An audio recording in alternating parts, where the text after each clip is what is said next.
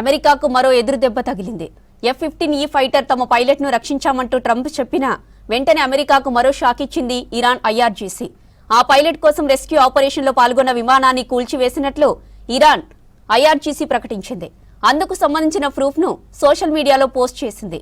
కూలిన యుద్ధ విమానంలోని పైలట్ కోసం గాలిస్తున్న శత్రు దేశానికి చెందిన విమానాన్ని ఇస్ఫహాన్ దక్షిణ ప్రాంతంలో IRGC దళాలు ధ్వంసం చేశాయని ఇరాన్ అధికారిక మీడియా తెలిపింది.